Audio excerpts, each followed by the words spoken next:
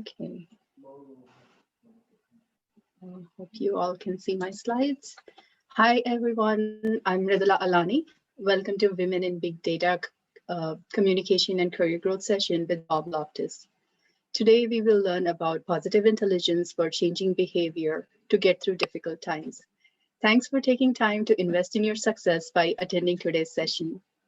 Women in Big Data is a grassroots organization. It started with 15 women in Silicon Valley in 2015 and grew to a global organization with several chapters worldwide. We have more than 70,000 members as of today. Women in Big Data organizes several events in business skills and technical skills tracks. We organize several training sessions across the globe, collaborating with several corporate sponsors. Women in Big Data provides a network for technical women from early career to women in leadership positions. Here is how you can get involved. You can become a member by joining our LinkedIn group, following us on Twitter or Facebook, or attending any of our meetup events. It's my pleasure to introduce today's speaker, Bob Loftis. Bob is founder of Now Forward Coaching and provides career transition services. He works with his clients to use their talent, energy, and expertise to break through self-imposed limits to their success in career growth. Bob has volunteered with VIVD for past 4 years by speaking at our business skills events. Bob has won Trainer of the Year awards for his great work with VIVD and has a private coaching practice that is taking clients.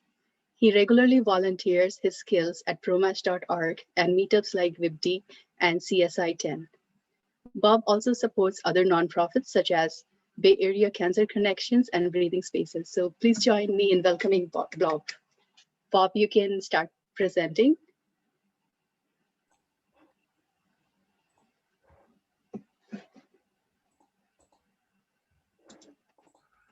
So just to check, can you see my introductory slide?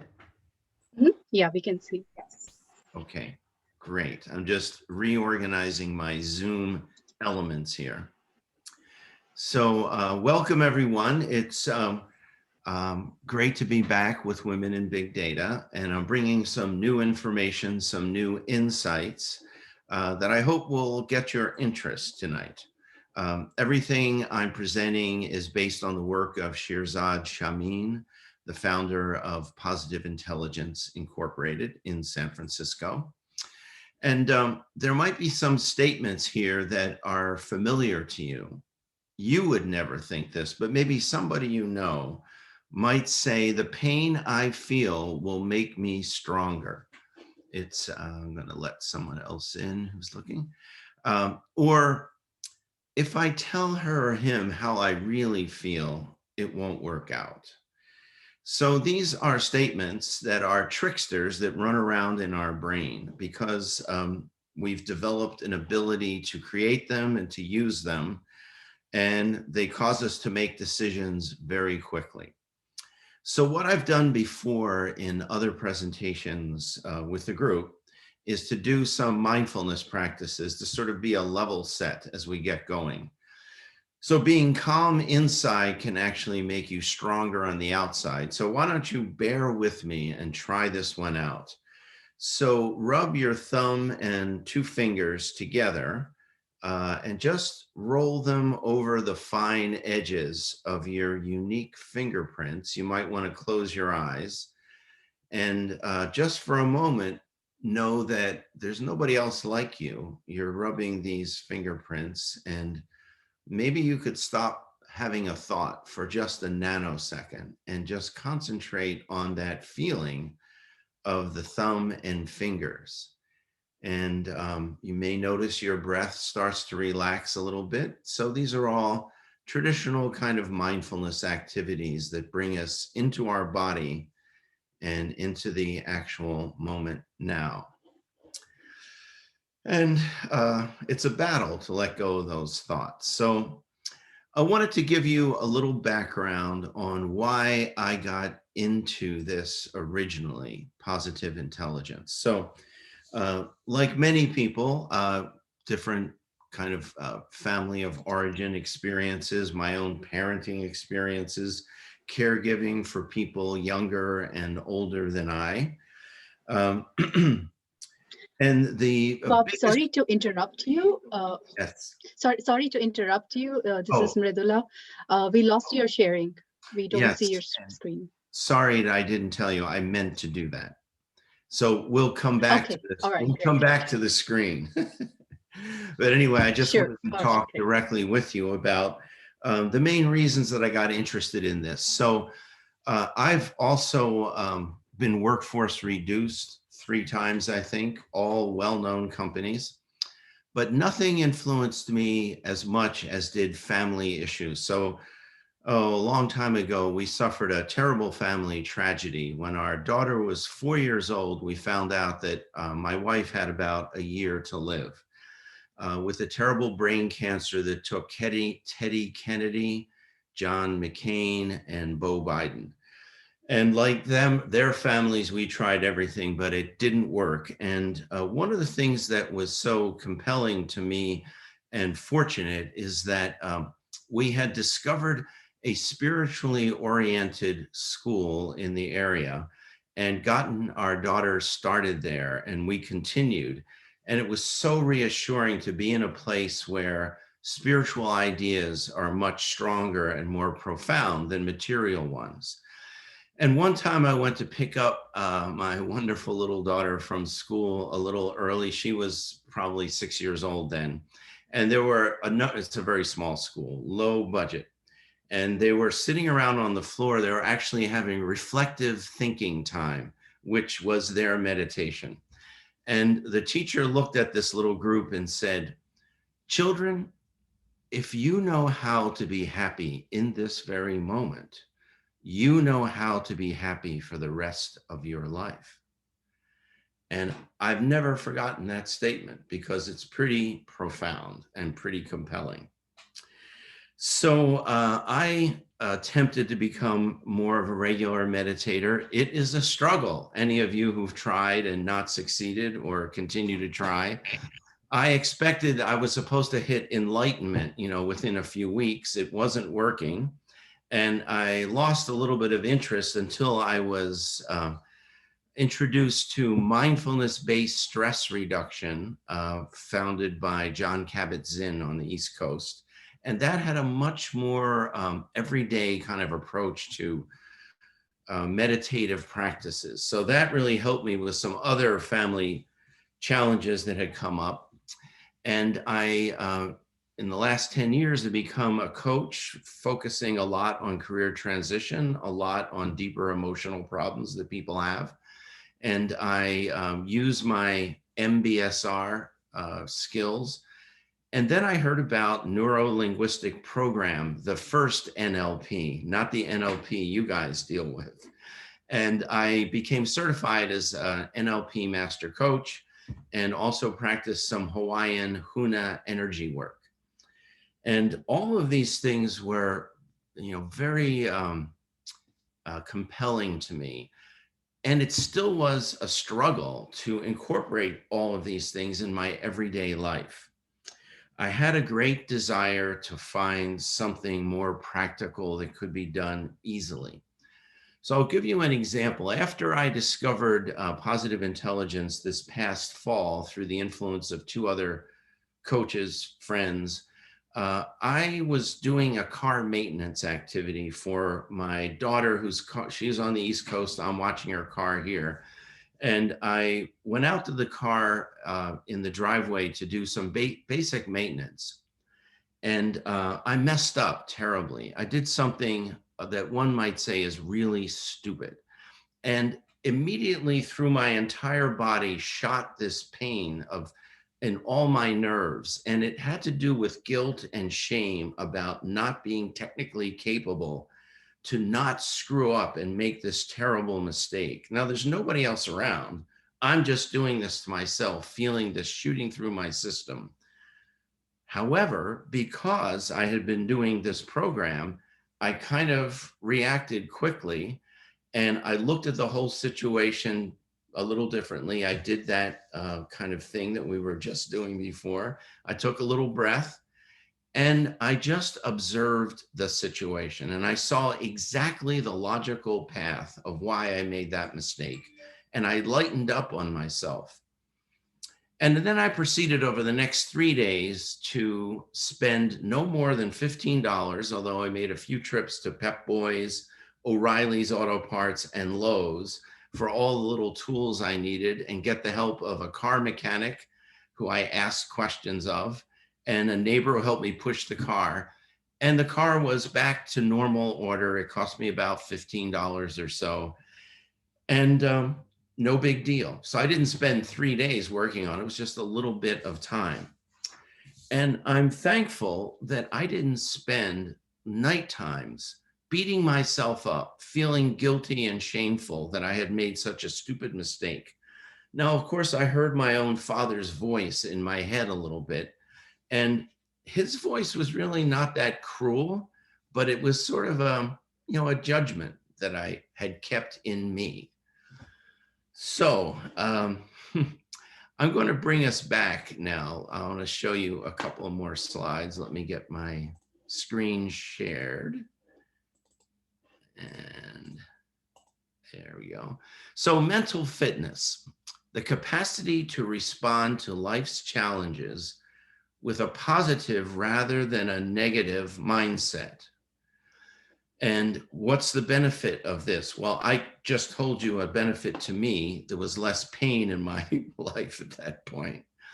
But in general, it can help improve your health and well-being.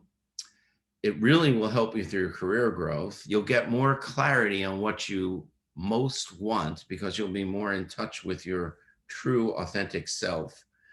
As Amy, I'm going to forget her name, Amy Cuddy says, stronger, deeper relationships.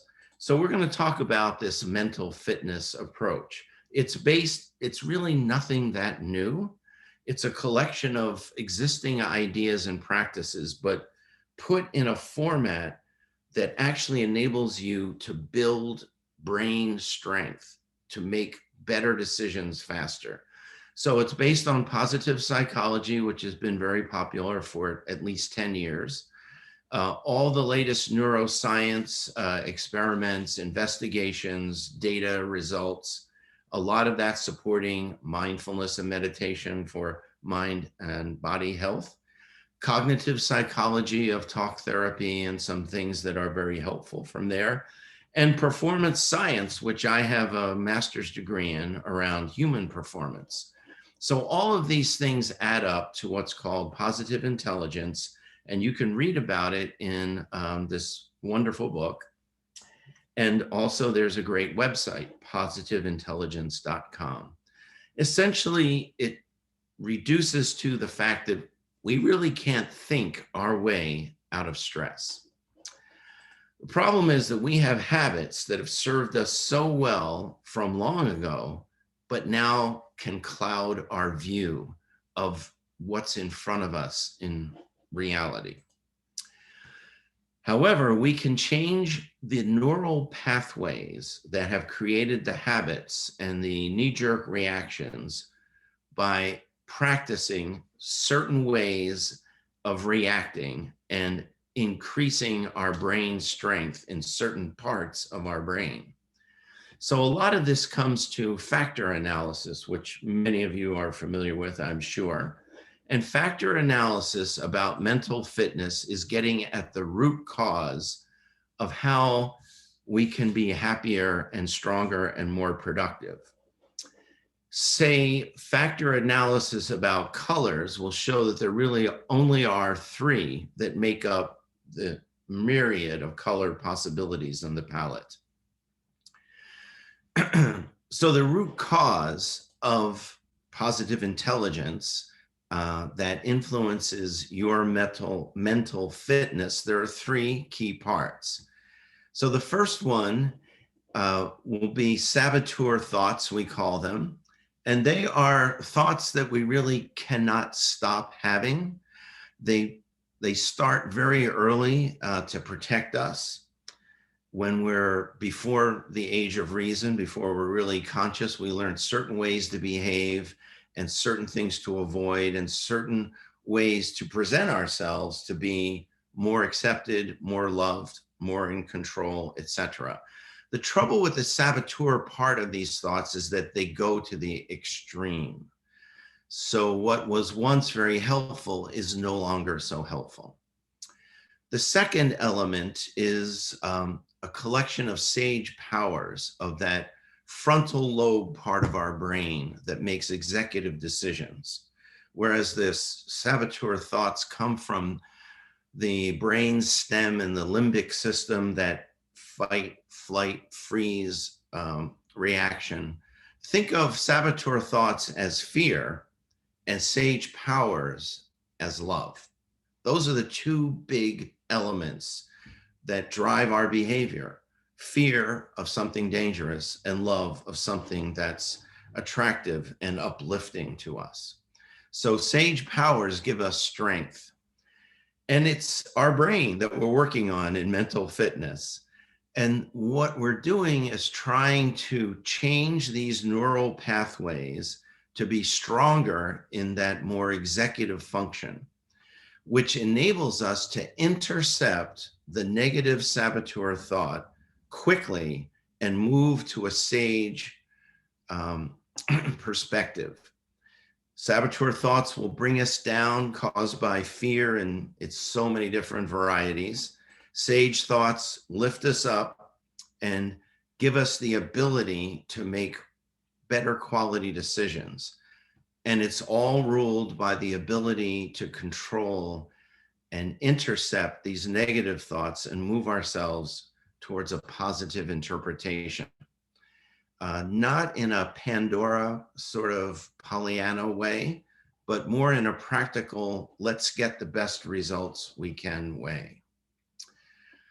So I wanted to shift next to talk about these saboteurs. There's one that's so powerful, there's no need for anyone to assess what are my main saboteurs. We all have the judge. You know the judge. It's in there, always busy, always working hard, and can be very brutal.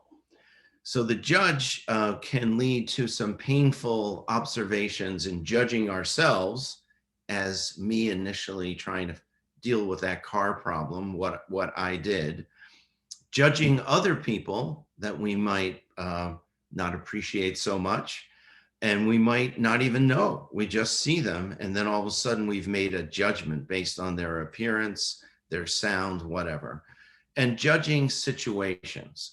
So of course we have to discern things. Discerning is a less emotional way of looking at the differences between one thing and another thing. Judging is putting a value to it, has a bit of an emotional component. So for me, what I think of is time, those long, many months ago when we could be out with people without masks. I noticed there was a meetup for a mindful hike in the hills of San Jose at a nice park I hadn't been at before. So I went on a Saturday morning, met up with a friendly group of people. We had an introduction, instructions. There were probably about 15 of us. We walked single file behind the leader, and we were just having a quiet, nonverbal walk in the woods, reflecting on nature. And of course, when you try to do this, you realize you're always thinking and you're trying to stop thinking. But what I noticed was that as people approached us, coming towards us, I was making these snap decisions about them, knowing absolutely nothing about them, based on the way they walked, how they were dressed, their general appearance, their body language. And it hit me after a while, like, what am I doing? Like, why am I doing this? I had no control. It just sort of comes up. So that is the judge saboteur hard at work. And the saboteur has 9 accomplices. These pretty much are going to cover everything that you encounter in your everyday life. And some of these are stronger in some people than in others. So alphabetically, the avoider. We avoid things. Sometimes it might even be procrastinating because that thing could cause us pain, so we're avoiding it. The controller, we want to be in charge of everything, know all the aspects of it. Some of us have worked for micromanager managers, And, we didn't like that because they controlled everything. We didn't think that maybe that person grew up in a chaotic household and control is what keeps them safe and promises happiness in the future. So that which helped us at one point now has become a negative going forward. Saboteur thoughts of hyperachiever. So achieving is a good thing. All these saboteurs are taken to extremes. So if you can't stop achieving, you can't rest at night, to simplify it. Being hyper rational, always being calculating the logical, analytical, best decision, best understanding of what's happening. It takes us away from the emotional part that makes life worth living. It also takes us away from being a good leader because we don't connect with other people on another level besides the rational.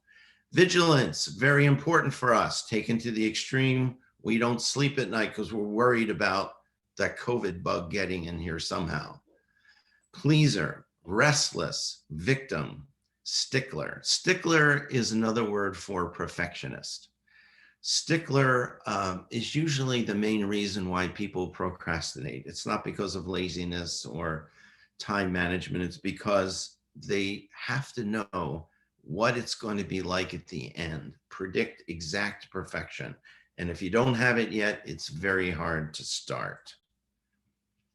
So in the positive intelligence world, you can take an assessment, very simple one, that will give you an idea of your most active saboteurs.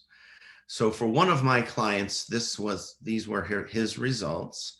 Now remember, we all have a 10 on the judge, but then he's got pretty high ratings on victim, stickler, and avoider. So his saboteurs were telling him some lies that the world is really unfair and mean, and I'm always picked on. No matter what I do, it's not going to go well. And until I understand all the aspects of this, I'm not even going to begin. I'm going to avoid it because it's already bad enough.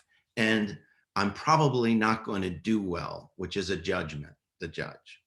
So these are lies that he has internalized and have gotten in his way. So he's always watching YouTube videos instead of doing the positive work that would help him move ahead in his brand new job that he had. So we can be very successful with our saboteurs hard at work. It doesn't mean we're going to be happy. And it is possible to be very successful, very productive, and very happy. That is the goal of mental fitness. And it's the sage perspective that helps us get there. Because the sage perspective is that part of us that's the wiser self, that sees in any situation an opportunity and a gift.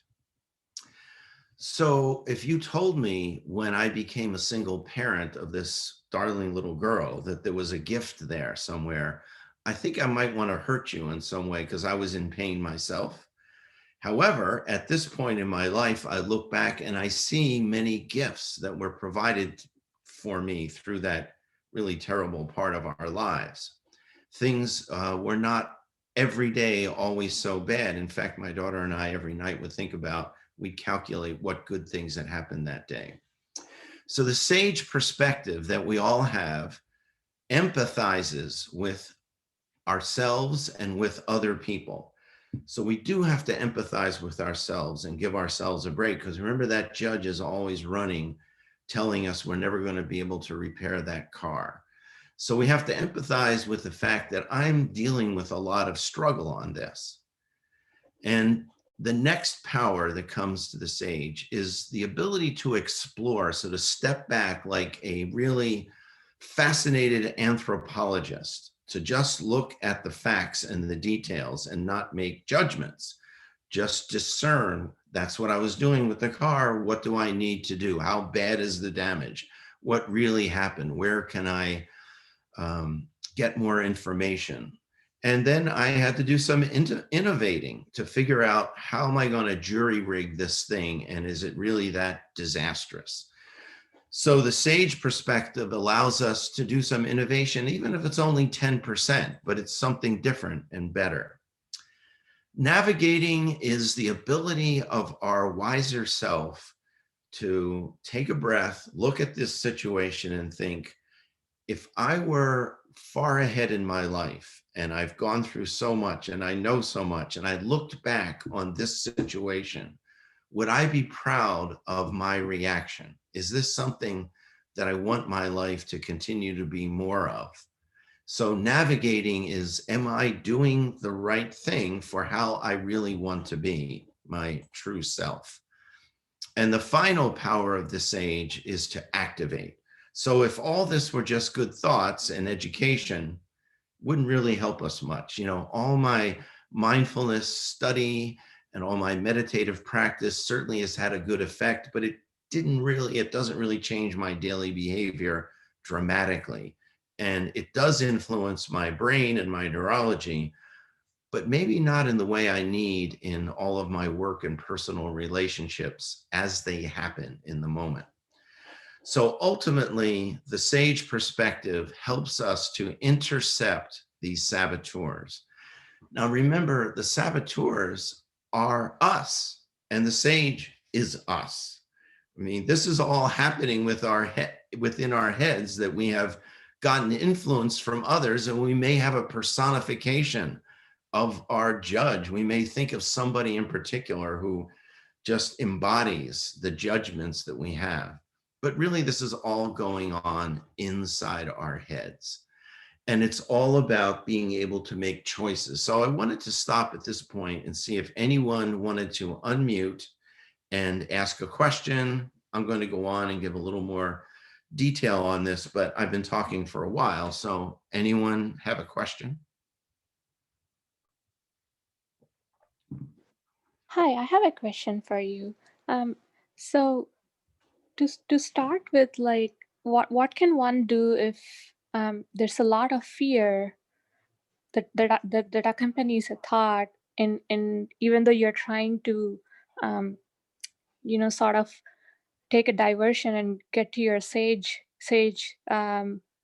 reporter, like, you still are stuck in the first section, and it's most of the times it's fear that would rule those kind of a thought. Yeah, good question, good observation. So let me go back here, see if I can go back. Maybe not able to. There. Yeah, so as you'll see when we move on, this is really going to a mental exercise gym. And when you go to the real physical gym, if you take on too great a weight, right away, you're going to strain yourself and hurt yourself. So you have to build up to it. So the first step is to realize fear is too strong an influence on me, and I have to figure out a way to not be so afraid and to look at the opportunity that exists in front of me. And that is to do these daily exercises to become more aware and look at the alternative reaction to things. So it's just going to be the slow process that you do every day. And I'll get into a little more detail to build up the strength in your brain, that sage ability to recover quickly from the feeling that you get that I am now afraid. And it's so good that you recognize that scares me, because this is being a human being. This is what we do. And if we're not aware that we're afraid, then we might lash out at someone in anger, but it's really fear that that's influencing us.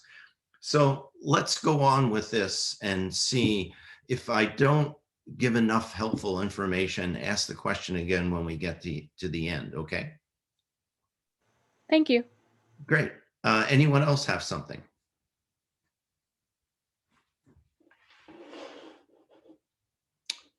Okay. Good. So it comes down to our mental fitness capability results in our ability to make choices sooner than later. So the judge might say, she's always doing that. What's wrong with her? And, that could be an immediate reaction.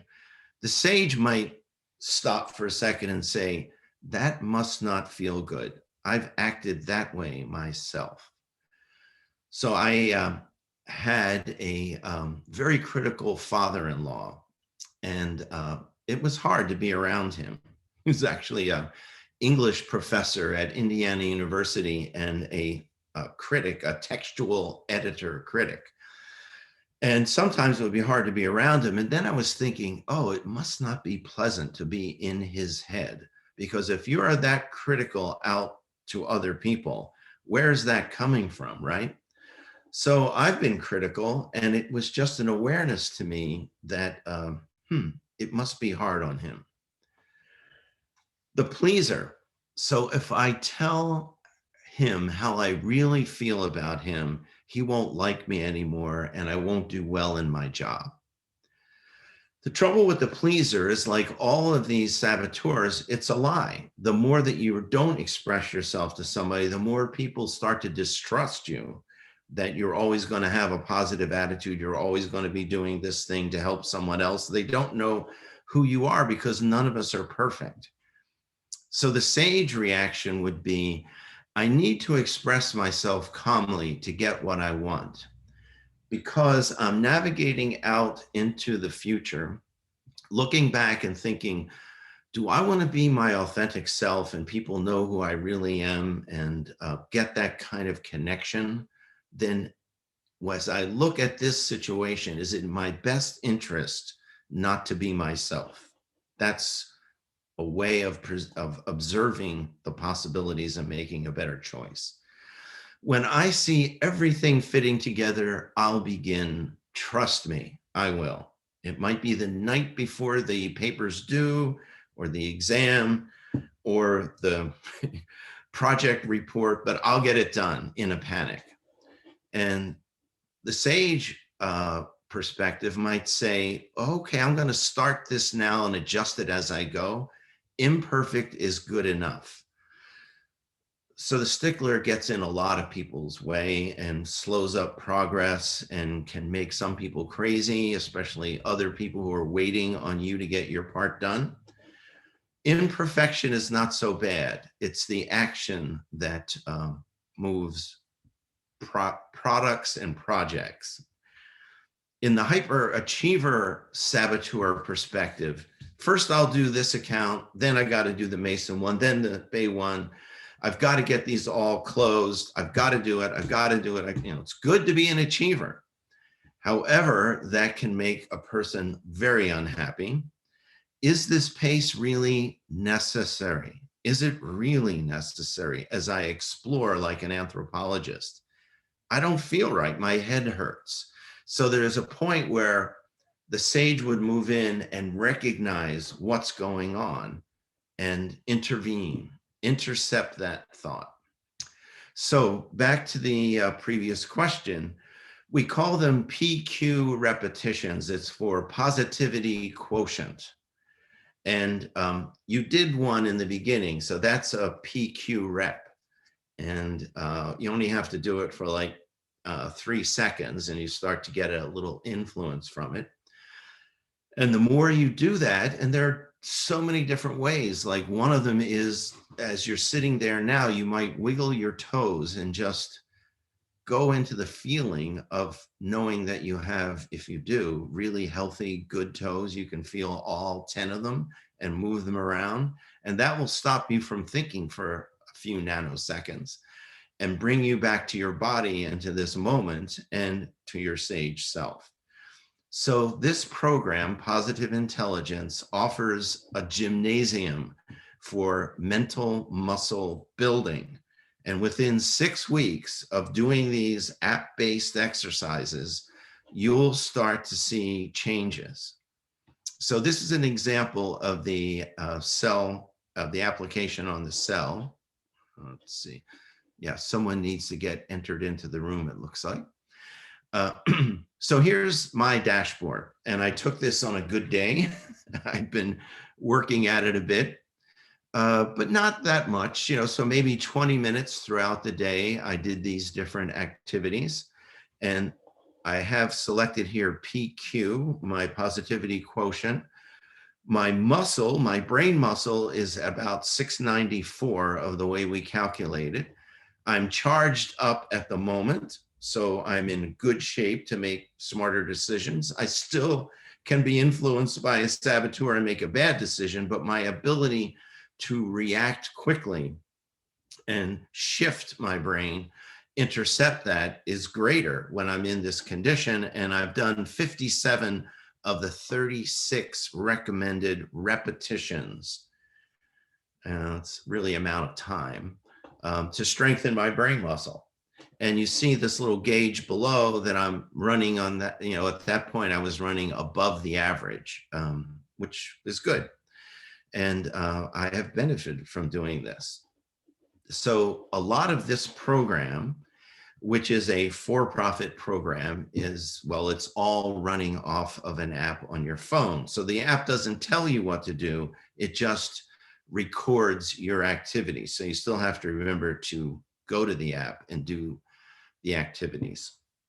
So the founder and designer of the program has a background of running one of the world's largest coaching programs called CTI. They teach coactive coaching. And he is a lecturer at Stanford, and he's had hundreds of clients, hundreds of CEOs.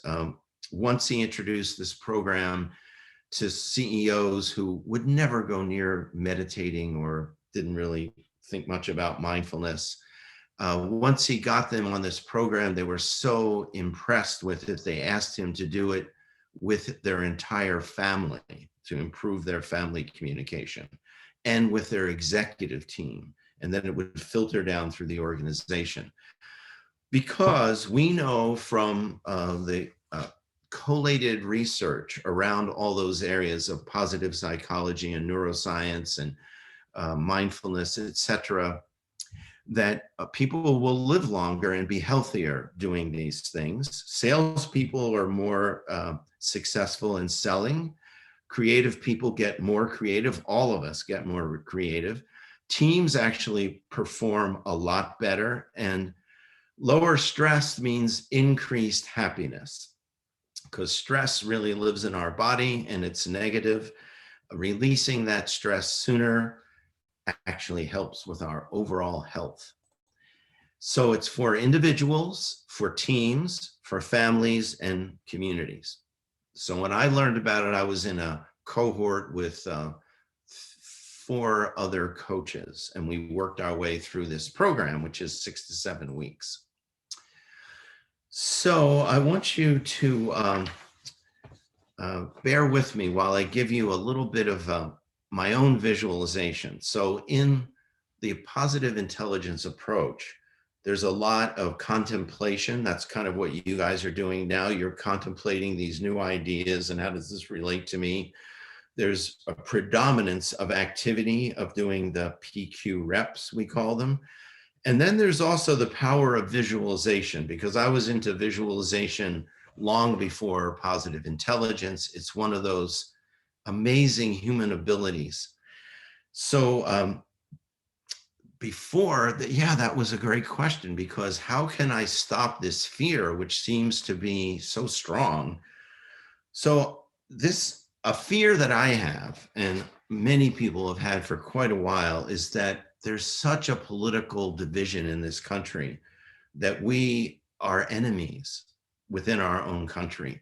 And so I have worried about running into someone who's very different than me in their political perspectives. So I've been doing a visualization to help me prepare for when it actually happens. I will already have thought through my behavior. So here's one example. I'm standing in line at Safeway, and there's a fellow, it's kind of big, behind me, who clearly has a very different political view, and he's being very vocal.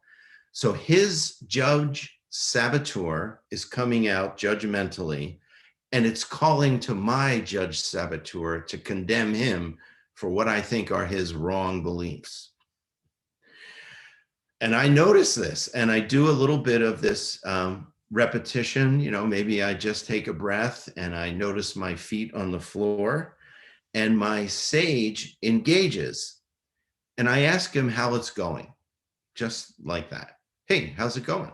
Not even hey, and that sort of catches him by surprise. And he says, well, my son is driving me crazy.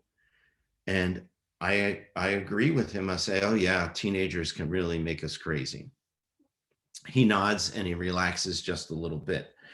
I ask how the pandemic is treating his family, and he said they're getting into arguments quite a bit now. And I commiserate and say, yeah, this is the worst time we've seen in a very, very long while. And he nods. I ask him how his work is going. He says he's worried about being laid off. So I give him some information I have about a nonprofit, free, government-sponsored career transition group in our town. And he perks up, and he gets more interested in me. And so I give him some information about this local service and say, sometimes the government does the right thing. He nods and says, sometimes. So I wish him well as I check out. I turn around and give a little wave, and he smiles back, and it's done.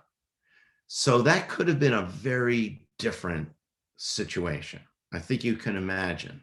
And it could have escalated because nobody's giving on the other side. The sage perspective would say, I don't know anything about this guy, but there must be something going on, and have actual curiosity to explore and maybe, initiate a little bit of new conversation and get more information, and to think of myself in a way that I would be pleased to see my reaction, that I could offer him some help that would make a difference for him.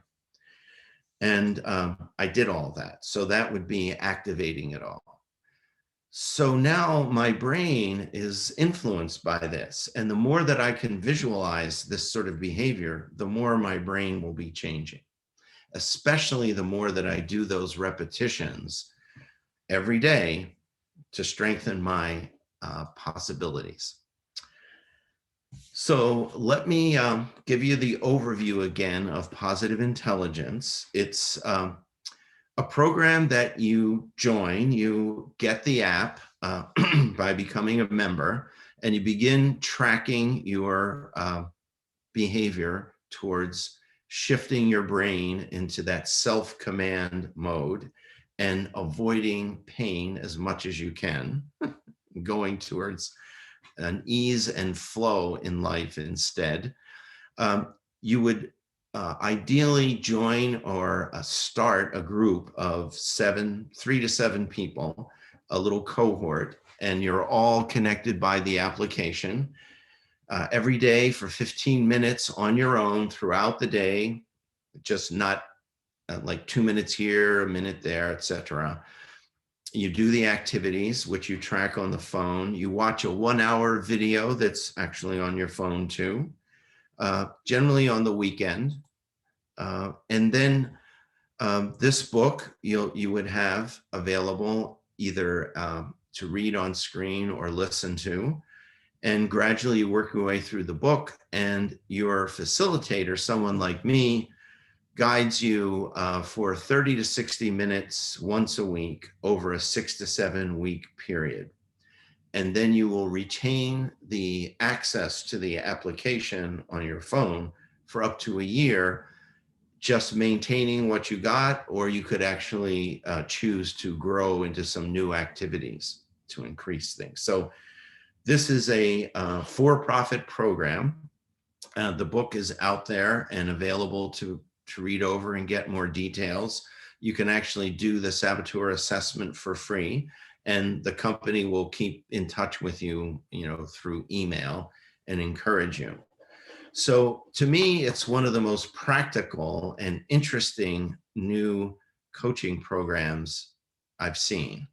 It got to me immediately. I think you can tell from the stories.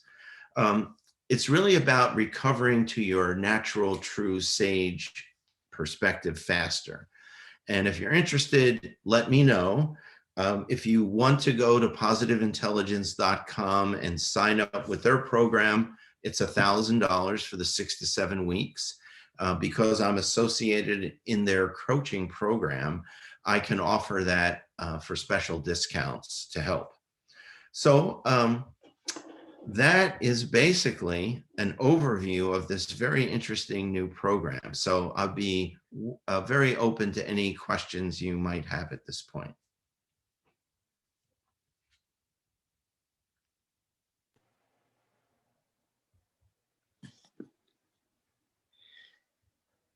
Hey Bob.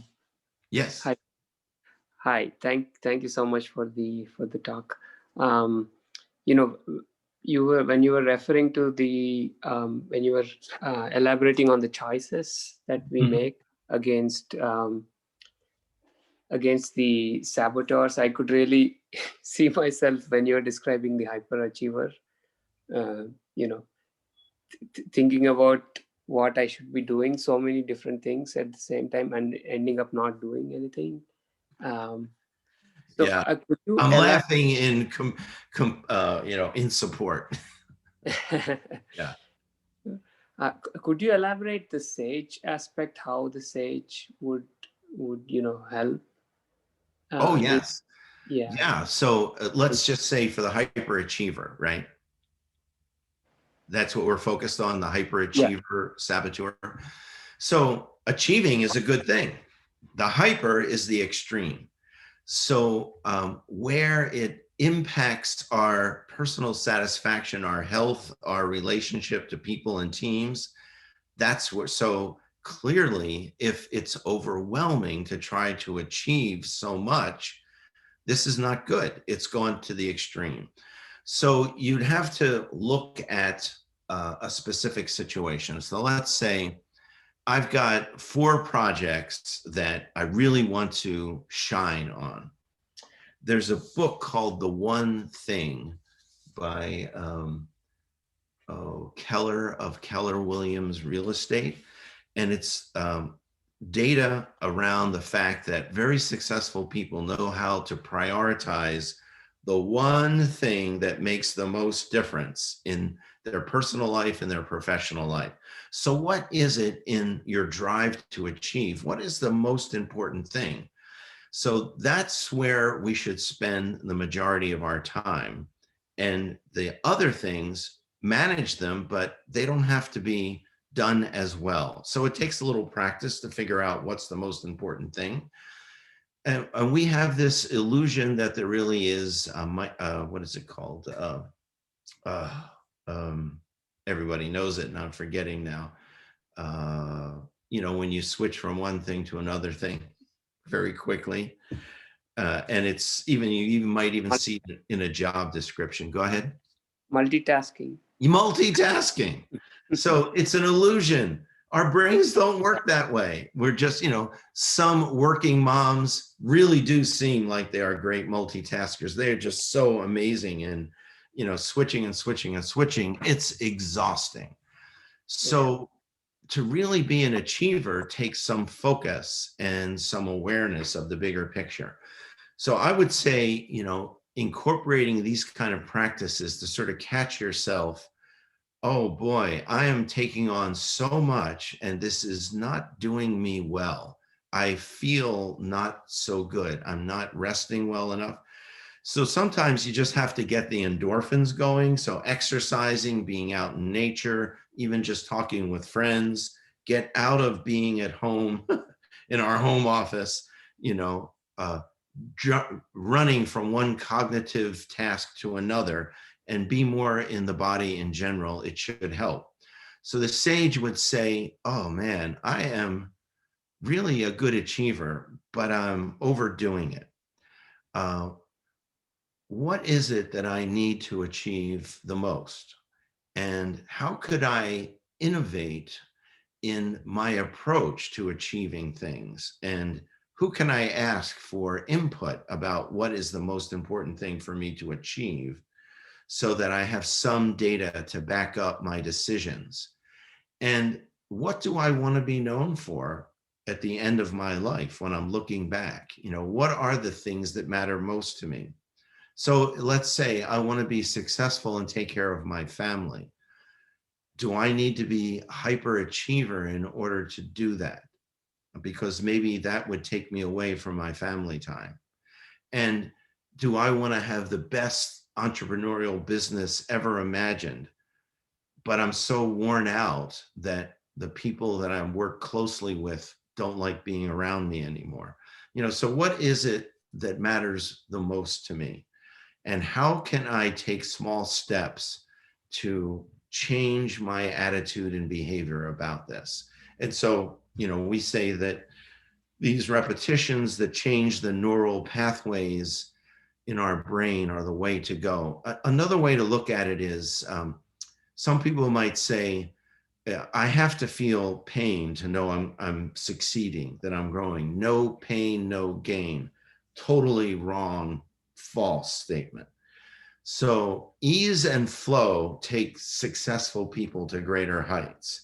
Pain is something that we humans try to avoid. So if I'm avoiding a lot of things, it's because they are painful. And why would I want to do something that's painful? When we're little and we touch a hot stove, we learn never to touch that hot stove again. That's our discernment for our health. We're not making a judgment. We're just saying, whoa, that's not good.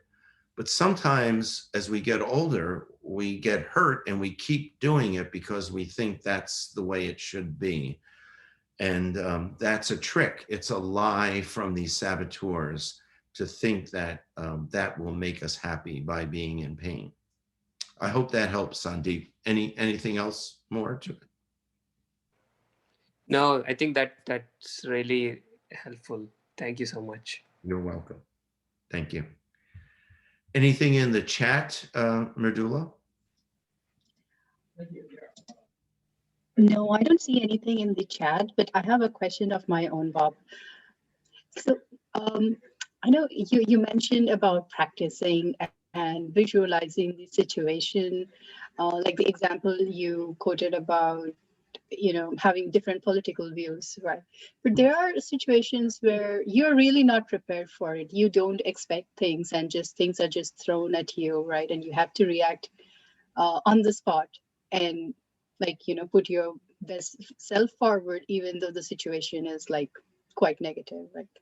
So in those times, you might feel pressure to react.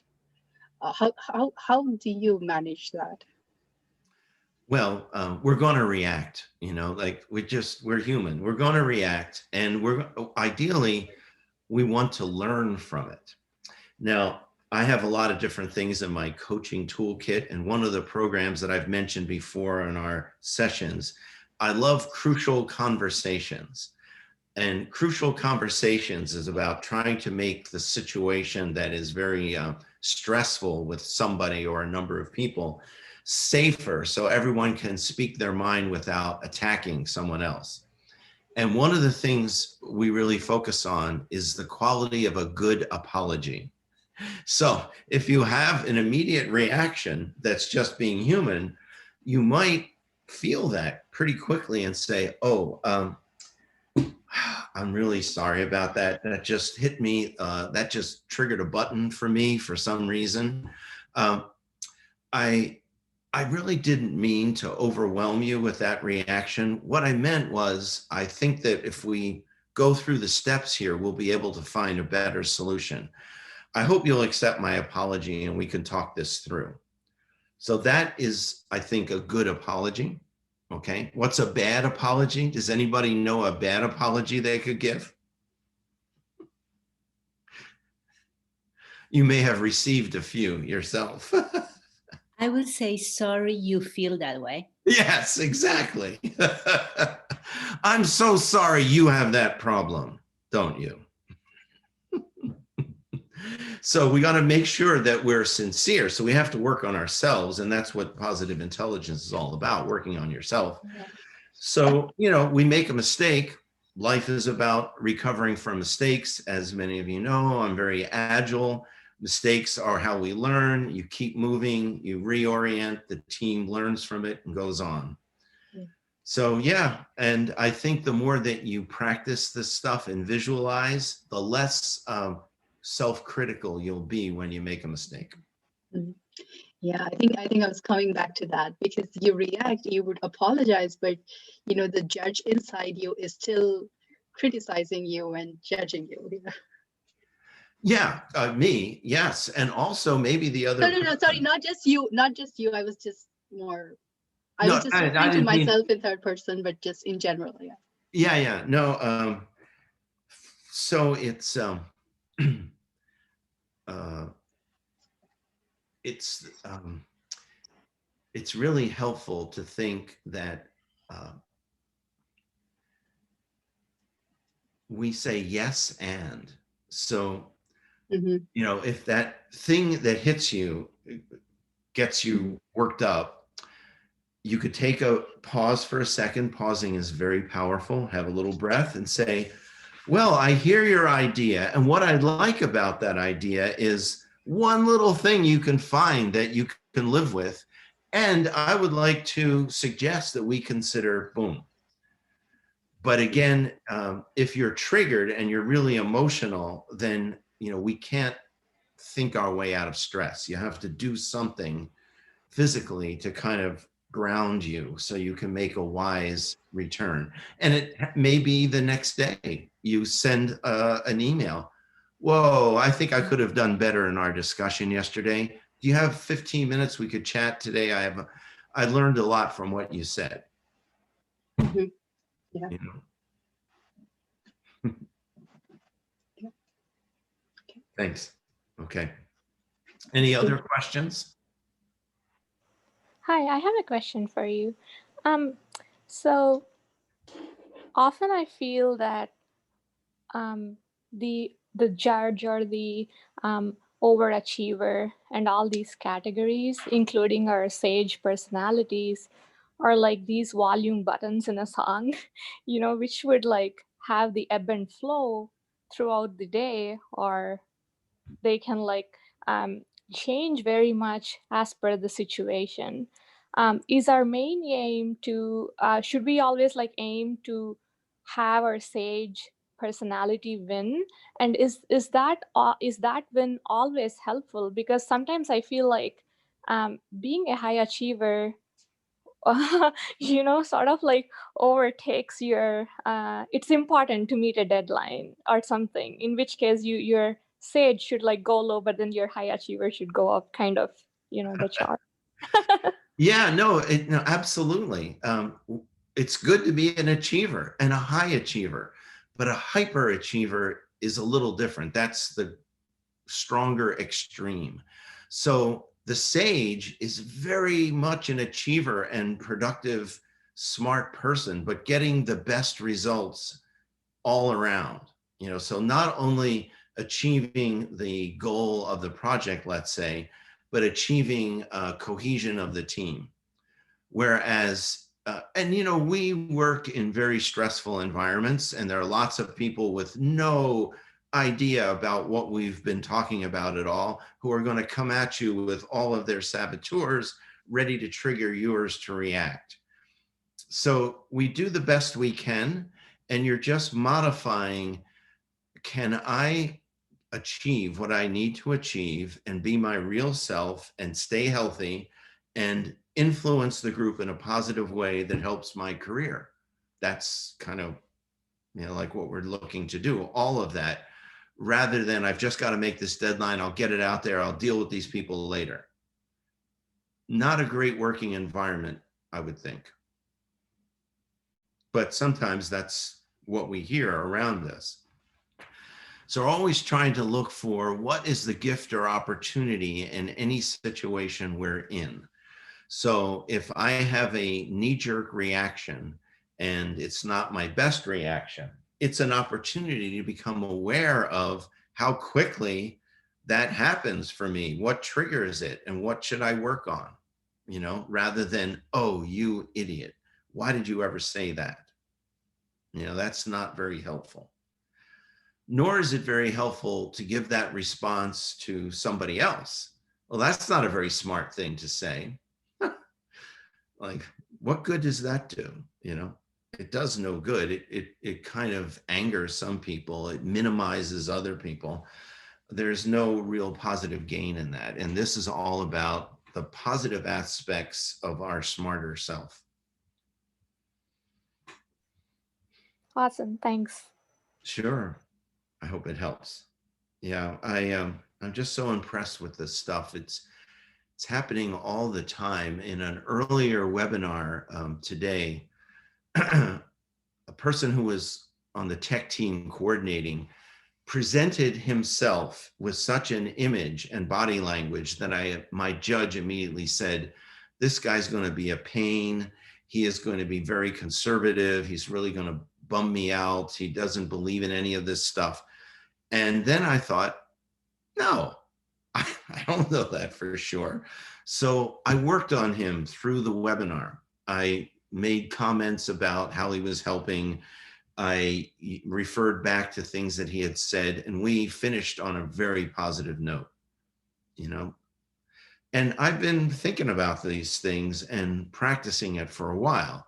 So it doesn't happen overnight, and you will be able to change your neural pathways to increase that frontal cortex executive power and decrease that primal negative response that we are wired to protect ourselves, but it's actually a lie in many cases.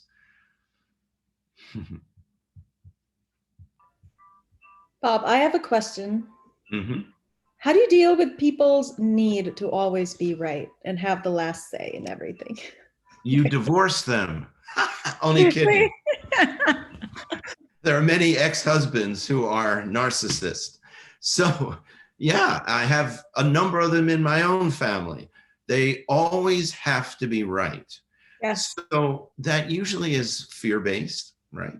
Because if they're not right, the world will fall apart, or they learn the only way that I get respect is by being perceived as the one who knows everything, even if it's just a phony kind of praise. Mm-hmm. So I think, I would follow the sage perspective and empathize with that person. What is it about them? What is it about us that we do want to be right often? And you can relate to what's happening with that person, and ask them more about what they are really interested in, in kind of exploring what matters most to them, using I really see the value of, and I'm wondering if this, whatever. So some people are just not ready to improve in this. They don't even know. That's the other thing. Sometimes these people have no idea that they can't stand being wrong. We look at them and say, whoa, that's so obvious. It's news to them. They are so in that neural pathway of negativity that this is the way it should be. It's always been like this for me. This is the right thing. People may not like me, but this is what has to be. And that's a controller, so Yeah. That narcissist stuff is very much controlling. And it may take some work, gradual feedback about appreciating someone when they do things that are not controlling or having to always be right. It's a challenge. It is a constant challenge, yes. But thank you. Yeah, sure. And, sometimes, like in my own family, you just have to draw your boundaries where it's reasonable. So I don't communicate with my only brother, who's 10 years younger, because he has some really deep-seated issues around narcissism. And I feel sorry for him in the empathy way. I realize how painful it can be for him, but I had to cut him off because I have to protect myself and my family, my own adult family, not the family with him. And that's a hard decision, but sometimes that's what, being an adult and having some degree of maturity and wisdom about what works better. You just have to make the hard decision. We don't like doing that. Yeah. Is it, however, different if it's like a workplace or a colleague or someone you report to? Yeah. Well, here's the trouble. They have authority and power, right? Yes. And they are kept in that authority and power by people above them who might not see that as a problem. So if, like, for instance, a strategy I would use is try to get a mentor who's a level above that person and ask that mentor if they've ever had difficulties dealing with people who are always absolutely right and just kind of block out any other without naming that person. And they, and then it might come out in the conversation. Yeah, it's kind of like all of us on our team. Oh, really? I didn't realize that. And maybe they would have some suggestions, or maybe they would talk to that, controlling manager. If the organization is healthy, there should be an intervention, and organizations are not always healthy. So it really comes down to a personal decision. Can I handle this? Because if this guy's not going to change and the culture says it's okay, do I really want to be here? Yeah. Exactly. I use this example from when I was at Symantec, and a friend was a data scientist working in IT at the time as a kind of business partner. And the organization had changed and she was miserable. It was really misogynistic. It was not good. I knew it, so I was keeping my ears open for her. And I heard of a position that a friend offered me in a new group that a new company she had joined, but it really wasn't for me at the time. And I asked her, who else are you looking for? And she said, I need a good data scientist. Yes. So I went over to Tanya and said, Tanya, you need to talk to Martha. She did. Tanya got the job. Very happy to leave her former situation, excited to be in that company. And about a month later, when people would say, Tanya, what do you do for a living? She'd say, I help save lives from cancer. And people go, oh, are you an oncologist? No, I'm a data scientist. I work very closely with biomechanical engineers creating cutting edge mammography devices that catch tumors that are missed by traditional systems. Would you like to know more about our company? That's amazing. Isn't that great? Yeah. So, yeah, and that was a very female oriented business, so everything about that culture, even though there were a lot of men working there, was about women and women's health. So she went from this very anti-women managerial group, and she just put the word out that she needed to go. And sometimes you got to go. Yeah, true. Very true.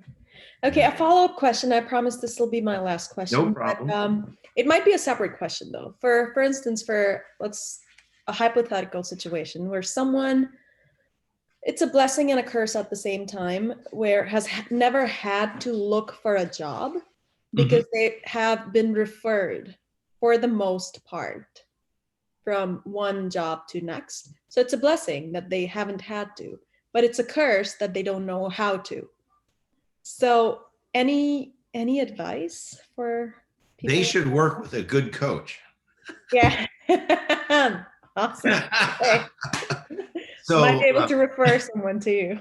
And of course, I do recommend my favorite local government-supported group, ProMatch in Sunnyvale, and that's free. And you get a lot of advice on how to do what she needs to do, or he needs to do.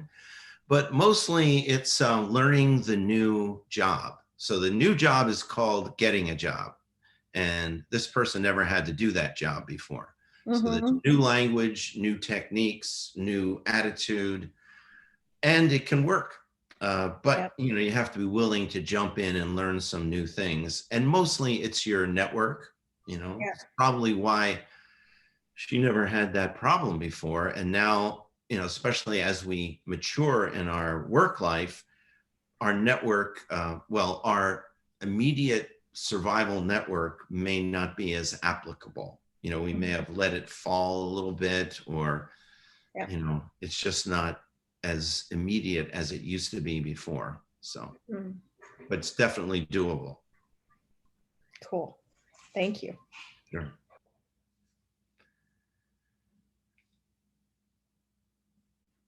All right. Anyone else, folks? Any questions?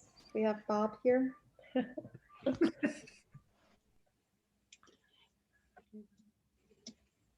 I don't see any questions on the chat either. Okay.